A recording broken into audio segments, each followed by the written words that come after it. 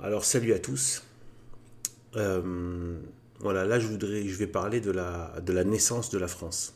Alors tout le monde a en tête le baptême de Clovis, et c'est juste, et je compte pas remettre ça en question, certainement pas.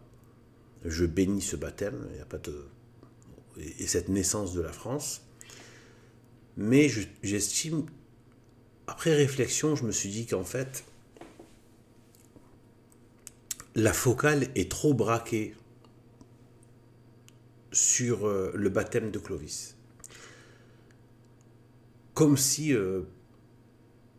on oublie qu'en fait, on passe pas du paganisme vraiment très ancré à un baptême. Il se passe des choses entre le paganisme total, hostile au christianisme, violent, enfin, même meurtrier, et le baptême d'un roi. C'est un peu pareil aussi par rapport à la conversion de l'Empire romain avec Constantin. Il se passe des choses. Et que ce soit, ça c'est historique, hein, que ce soit pour la conversion avec Constantin de l'Empire, comme pour la France, entre les deux il y a les martyrs. Il y a la religion. Il y a le christianisme, le catholicisme, qui ensuite a pu rayonner dans le monde entier et apporter les fruits de la promesse dans le monde entier. Mais en mettant la focale trop sur le baptême de Clovis, on oublie que la France est née d'un... Ça c'est moi qui le dis, c'est une façon de parler, c'est une formule un peu poétique si on veut, mais un peu spirituelle aussi. On sait qu'il y a le baptême de sang. Les gens qui n'ont pas eu la possibilité, qui se sont déclarés chrétiens, mais qui ont été une conversion rapide, mais qui n'ont pas eu le temps de se faire baptiser, ils ont le baptême de sang. Donc c'est leur mort voilà, de martyrs qui les a baptisés. Et bien en fait, de ce que j'ai pu comprendre, de ce qui s'est passé, capter, assimiler, c'est qu'en fait la France est née, a été baptisée dans le sang des martyrs. C'est le baptême dans le sang des martyrs. Ce pays, cette terre et ce peuple est né d'un baptême du sang des martyrs.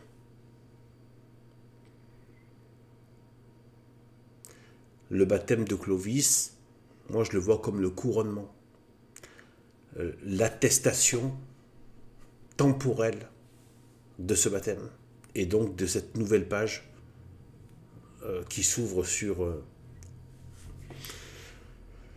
eh bien sur voilà, sur on l'espère la vie éternelle. Et ça a été le cas pour beaucoup de gens qui se sont convertis et qui ont eu le salut de leur âme grâce à cette conversion et au rôle particulier qu'a joué la France. Donc pourquoi est-ce que je veux dire... Là, j'ai mis la photo de Saint-Denis l'Aréopagite. C'est assez connu, même pas de tous, hein, mais c'est assez connu quand même que voilà, c'est le martyr donc qui a été décapité, il y a eu il y a eu beaucoup de choses surnaturelles qui se sont passées avec Saint-Denis l'Aréopagite. Et donc, bon, quand il a été décapité, il a pris sa tête, il a marché, je crois, sur une très longue distance avec sa tête, en tenant sa tête, quoi. Jusqu'au lieu de sa sépulture, voilà, où il a été enterré. Et donc, après, il y a eu beaucoup de conversions suite à cela. Il s'est passé d'autres choses, il faut se renseigner. Donc Saint-Denis, tout a commencé avec Saint-Denis, donc du coup. Enfin non, pas tout, une grosse partie. Je vais faire un petit plongeon dans l'histoire. Saint-Denis l'Aréopagite, il vient d'abord de Grèce, ensuite il est passé par Rome, converti auprès de Saint Paul, où il s'est rendu compte de beaucoup de choses, de cohérence par rapport au Christ, par rapport à des événements qui sont venus, par rapport à l'éclipse qu'il y avait eu après la crucifixion. Voilà, tout ça, il a eu des confirmations. Donc du coup, il s'est converti par le biais de Saint Paul. Ensuite, Saint Paul l'a envoyé, c'est Saint Paul, hein, donc à l'origine de la conversion de Paris, donc du coup de la France. Saint Paul qui a envoyé Saint-Denis l'Aréopagite, donc le grec, qui l'a envoyé avec deux autres frères pour, eh bien, pour faire une œuvre donc, de missionnaire en Gaule et à Paris, spécialement à Paris. Et c'est à partir de là qu'ont commencé, du coup, eh bien, les conversions, etc. Et après, il y a eu les confrontations avec les païens. Voilà, évidemment, forcément, ça devait arriver. Voilà. Donc, voilà. Ensuite, ce qu'il faut savoir aussi en termes de la conversion de la France, du coup, ça a commencé dès le 1er siècle. Dès le 1er siècle, il y a eu des conversions en France. Voilà, il y avait 2 apostolats en France, deux actions de missionnariat, si je puis dire. Je ne sais pas si ça se dit, bon, c'est pas grave, vous avez compris. Eh bien, en fait, il y a eu ça a été d'abord par le sud, avec la Sainte Famille de Sainte-Marthe, Saint-Lazare, Sainte-Marie-Madeleine, qui ont commencé en fait avec les Saintes Marie, ils ont débarqué aux Saintes Marie de la Mer en Camargue en France, au sud. Après, Saint-Lazare a été le premier évêque, hein, c'était l'évêque de Marseille, sachant qu'à l'époque, évêque, j'imagine que, voilà quoi,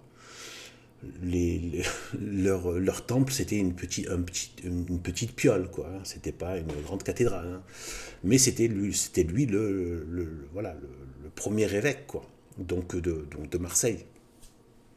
D'ailleurs, je l'ai vu, hein, de mes yeux, hein, il y a encore son crâne de Lazare, hein, donc celui que Jésus-Christ a ressuscité. Eh bien, son crâne qui est encore exposé à la cathédrale de la Major, à Marseille. Voilà, donc en fait, voilà. Et après, donc Sainte Marie-Madeleine, et même si elle n'a pas fait trop de missionnariat, elle n'a pas continué, elle est partie, elle a préféré vivre dans la retraite. Et dans la grotte, la fameuse grotte, à la Sainte-Baume, je crois qu'on dit. Et voilà. Et du coup, voilà. Et Sainte-Marthe qui est partie, qui a été il me semble, jusqu'à Tarascon. Il y a tout ce qui est la zone de Tarascon, tout ça. Il y a une histoire avec une bête qui faisait peur tout le monde, enfin, une espèce de gros animal, etc. Enfin, voilà, une histoire. Donc voilà, avec le Tarasque. Donc voilà, donc ça c'est pour le côté par le sud, mais c'était pas le centre névralgique, ça reste Paris.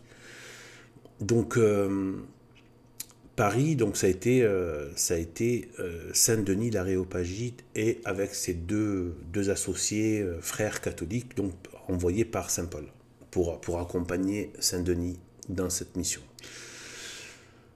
Bon, il a fini martyr avec les 2 autres, voilà, décapités. Bon, avant ça, ils ont subi des tortures. Mais avant ça, pendant quelques années, ils ont quand même eu le temps d'amener de la conversion, même de faire de certains temples, certaines églises, etc. déjà, de commencer.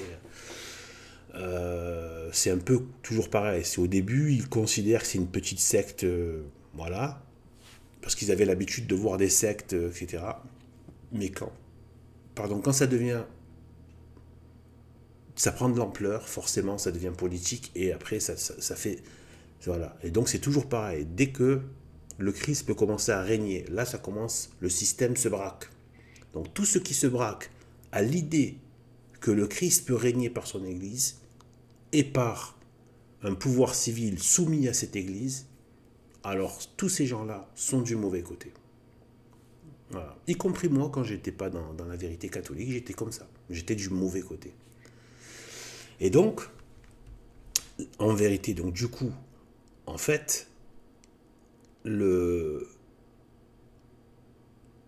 France, ouais, on passe pas donc. Ah oui, pardon, j'ai oublié. Et après, ça a continué avec Saint Irénée de Lyon. Je crois d'ailleurs que c'est un autre grec aussi, il me semble que c'est un autre grec qui a non, qui lui a connu, enfin, physiquement, matériellement, quoi. Il a connu un disciple de Saint Jean l'Évangéliste. Il me semble que c'est Saint Polycarpe. Il me semble que c'est lui, il me semble. À vérifier, j'ai un petit doute là maintenant, mais je crois que c'est sûr. Donc il y avait Saint Jean donc, qui faisait un apostolat, qui avait un disciple, voilà, donc, et que de ce disciple-là, qui a aussi il a aussi eu un disciple qui est Saint Irénée de Lyon. C'est le grand théologien qui a écrit notamment contre les païens et contre la gnose, contre le gnosticisme, la gnose, quoi.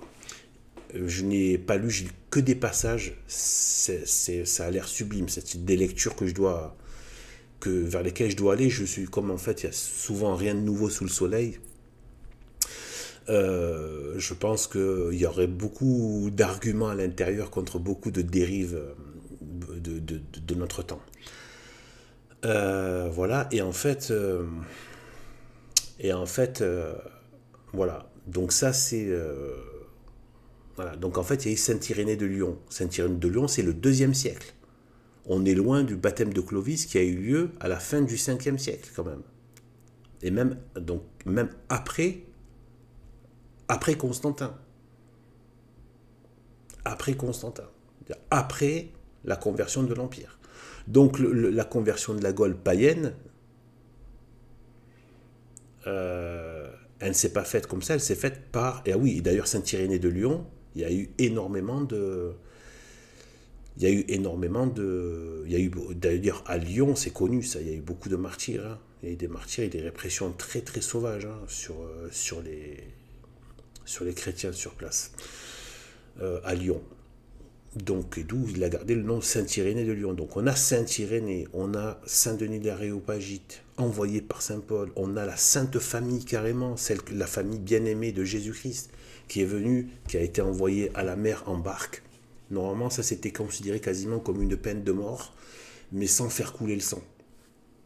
Donc en gros, ils ont envoyé au large, et en fait, de façon surnaturelle, ils ont été amenés jusqu'à... Enfin, la barque est allée jusqu'au Sainte-Marie de la Mer, et après, voilà, ben, ils sont... Voilà, petit à petit, ils ont commencé à avancer sur le territoire. C'est étonnant, tout ça, c'est... Voilà. Eh bien... Voilà. Et voilà, donc en fait, on voit vraiment que la France a été une terre de prédilection, était vraiment visée par la Providence comme étant vraiment une terre où le christianisme devait vraiment avoir, comment dire, une sorte de plaque tournante, voilà, décisive, que par le Sud et que des très proches, très proches. Proche de Jésus-Christ, proche de Saint Paul, hein, c'est pas rien quand même. Hein, voilà, donc voilà. Donc en fait, voilà. Donc là, moi, c'est ça que je veux dire. Ce que je veux mettre en avant, c'est ça, c'est que en fait, parce que bien souvent, les gens se mettent à penser uniquement au roi de France, etc. Mais les rois de France, ça a été le couronnement. Ensuite, après, oui, il y a eu la perpétuation, etc. Après, il y a toute l'histoire, justement, toute là. Mais ce qui précède la royauté, c'est le témoignage de la foi. En fait, c'est mon discours. Certains se disent, oui, le règne, c'est pas possible. On m'a déjà dit ça. Et je comprends cette question. Le règne social. Mais en fait, déjà, là, la question, c'est pas de faire un plan politique. Moi, je suis pas dans une élaboration de plan politique. Je dis... La politique est le fruit de la religion. Ce que craint le système, c'est la religion catholique, traditionnelle, de l'Église qu'a fondé Jésus-Christ lui-même. Et c'est pas la peine de faire de la politique s'il n'y a pas la religion. Voilà. Donc tous ceux qui font des plans, alors ceux qui font carrément des plans politico-marxistes, républicains, complètement à côté de la plaque, et quasiment tout le monde fait ça. Il n'y a pas de plan politicien à avoir. Pas de plan, même pas un plan royal à mettre en place. C'est d'abord la religion. Et la religion fortement marquée. Tout ce que le monde ne veut pas, il ne veut pas que vous allez sur le terrain de la religion. Ah non, non, parle pas de religion. Et pourquoi pas? Moi, je veux parler, surtout, je veux penser, je veux vivre que religion. Ah, mais tiens, 5D, j'en ai rien à cirer de ce que tu penses. C'est pas important. Ce qui est important, c'est ce que pense Dieu. Voilà. Donc, en fait,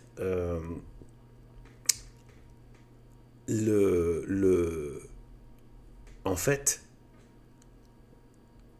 c'est, comment dire, voilà, donc en fait, si vous voulez, c'est la religion qui précède. C'est le témoin, et donc la foi, et donc des gens qui ont la vérité chrétienne au corps. C'est ça qui crée la France, qui a créé la France, qui a converti l'Empire. C'est pas avec des stratégies politiciennes qu'il y a eu le baptême de Clovis. Ce sont des martyrs, ce sont des gens qui étaient des religieux. Vous comprenez? On le voit même dans l'Ancien Testament, avec le roi David. Avant, il y avait quoi? Ça a commencé avec un simple berger,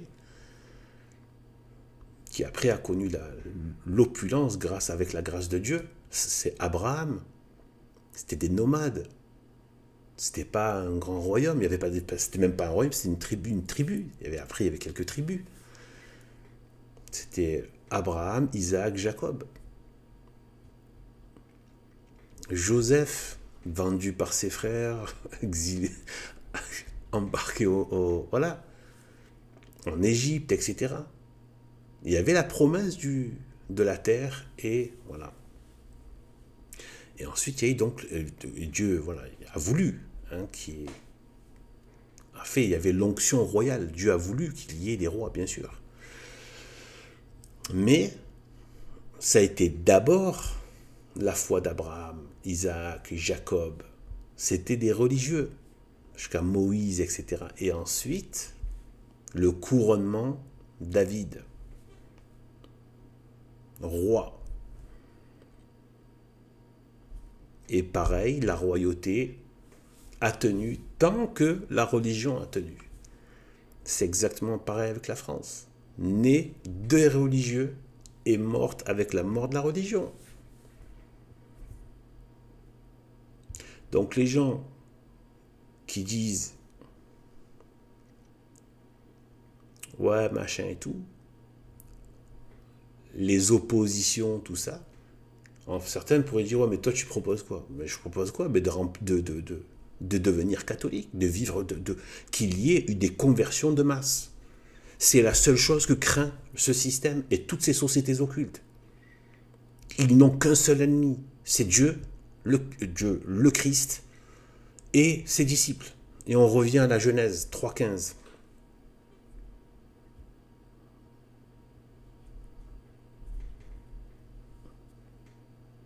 On revient aux paroles plus récent, aux paroles de Jésus-Christ. Je vous ai tiré du milieu du monde. À cause de cela, le monde vous hait. Vous serez haïs à cause de mon nom. Donc l'opposition, elle est là. L'opposition, c'est par rapport au nom de Jésus-Christ. Qu'est-ce qu'a dit la prophétie de, je crois que c'est de Saint Siméon, qui a fait la circoncision de notre Seigneur Jésus-Christ, quand il a dit « Il sera un signe de contradiction ». De fait, on est en opposition avec le monde, parce que le monde s'oppose à Dieu. Donc de fait, on est opposé.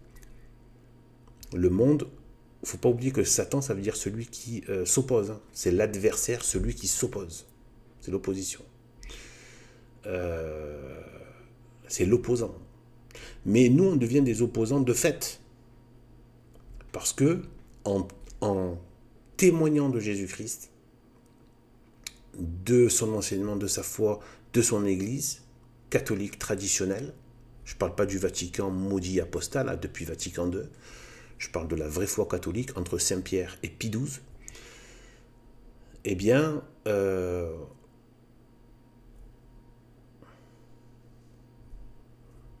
voilà.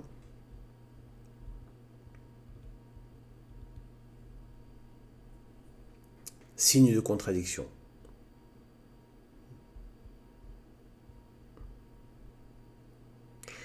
Et c'est la seule chose que craint le système.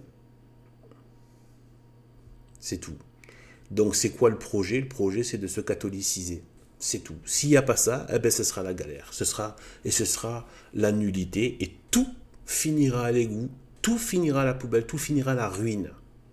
C'est tout. Tu peux blablater, faire tous tes trucs. Elles ont servi à quoi toutes les conjectures politiciennes des hommes qui se mettent à se moquer de... En fait, parce qu'on a affaire à des tribuns, à des beaux parleurs, à des gens qui maîtrisent la rhétorique, qui ont le bagou, qui savent parler, qui ont ces dons naturels de politiciens, etc. Mais il ne faut pas tomber là-dedans. Si on n'est pas fort là-dedans, moi, je ne suis pas fort là-dedans, mais je peux être fort dans ma tête, avec la grâce de Dieu, en disant, je ne parle pas avec vous. Je suis un religieux, je suis un intégriste. Tu n'es pas content, c'est pareil. Je ne parle pas avec toi. Voilà. Tu as mon silence. Mais tu parles comme un démon. Tu es dans la vanité du monde. Vous savez ce que Saint Paul parlait, la sagesse des hommes qui est une folie. Et ce qui est vraiment sage est une folie pour les hommes. Pour le monde. Donc en fait, ils croient élaborer des systèmes, etc. et tout, ils arrivent à bluffer beaucoup de monde, mais en fait, c'est du pipeau. Regardez les résultats. Regardez tous les gens qui ont blablaté sur le communisme.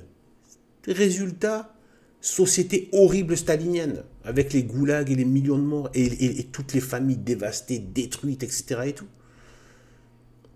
Pareil, ça n'arrête pas. Tous les blabla, tout ce qui...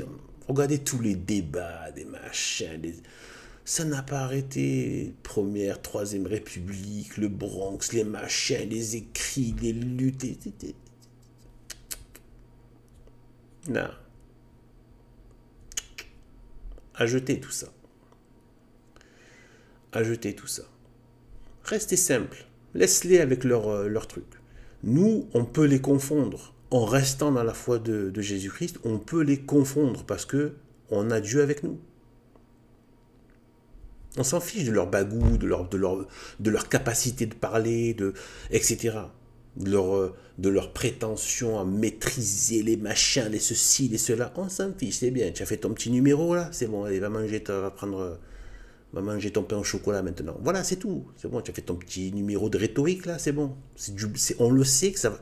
Il n'y a pas Jésus-Christ, la Sainte Église catholique traditionnelle, ça va finir au démon, à la poubelle, à la nullité, à la mort et à la destruction.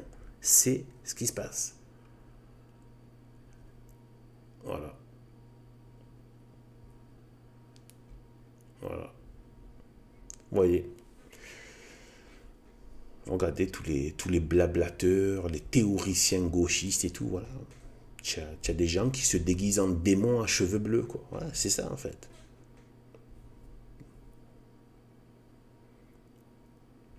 Dépravation, destruction des familles, destruction des peuples, des terres, des cultures, de tout.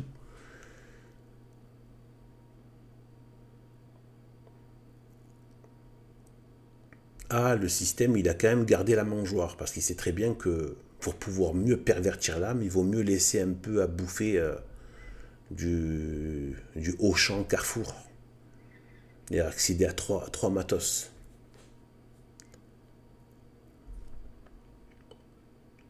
Voilà. On peut très bien gaver une oie hein, pour bouffer son foie. On peut très bien donner de l'herbe grasse à un troupeau pour que le lendemain l'amener à l'abattoir. Voilà. Donc voilà d'où est née la France. La France est née du sang des martyrs. Il ne peut pas y avoir de renouveau de la France sans un témoignage virulent, ferme, inspiré du Saint-Esprit, de la foi catholique, de la foi, de l'enseignement de Jésus-Christ et des sacrements de Dieu. Il ne peut pas. Tout finira à l'égout, au démon, au grotesque, à la destruction, à la déliquescence, à la dégénérescence, tout.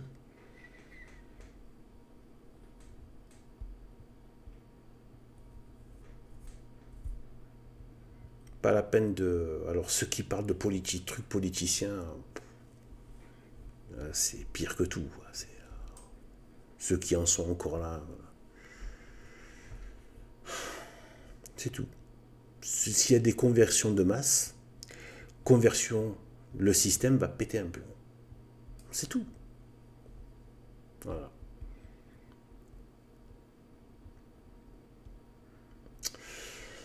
Voilà. Donc sur ce, eh bien, que Dieu nous bénisse et à bientôt. Salut.